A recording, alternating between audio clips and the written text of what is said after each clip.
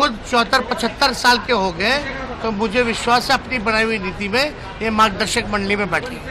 यानी 25 करोड़ जो over as हुए हैं उनके भविष्य के साथ खिलवाड़ किया गया।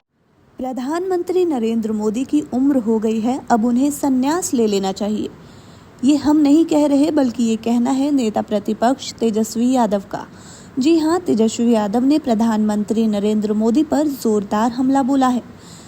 तेजस्वी यादव ने बेरोजगारी को सबसे बड़ा मुद्दा बताते हुए कहा है कि बिहार हो या पूरे देश भर में युवा बेरोजगार हैं। उनकी उम्र हो गई है, लेकिन अब भी उन्हें बेरोजगारी का सामना करना पड़ रहा है। उनके लिए ना कोई नौकरी है, ना कोई रोजगार बचा हुआ है।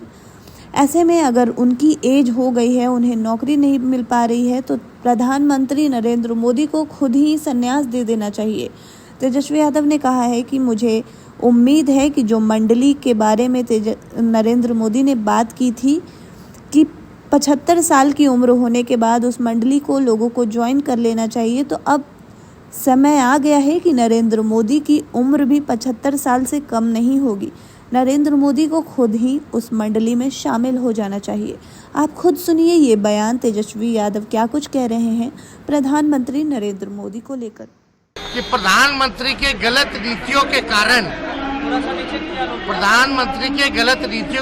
आज 25 करोड़ नौजवान जो है ओवर एज हो गए।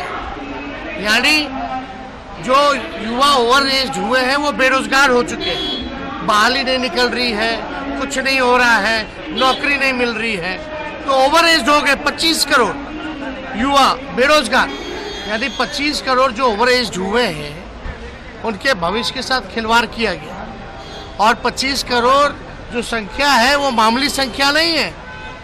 और प्रधानमंत्री जी ने खुद नीति बनाई थी कि 75 साल के बाद जो है मार्गदर्शक मंडली में लोग जाएंगे। तो हमको विश्वास है कि अपने बनाए हुए नीति में प्रधानमंत्री मार्गदर्शक मंडली में जाए, है ना। और दूसरी बात, अग्निवीर योजना भी जो इन्होंने बनाया है, यानी 22 साल में रिटायर्ड, तो उसके बाद नौजवान क्या करेगा। तो इसलिए ये गंभीर मसला है।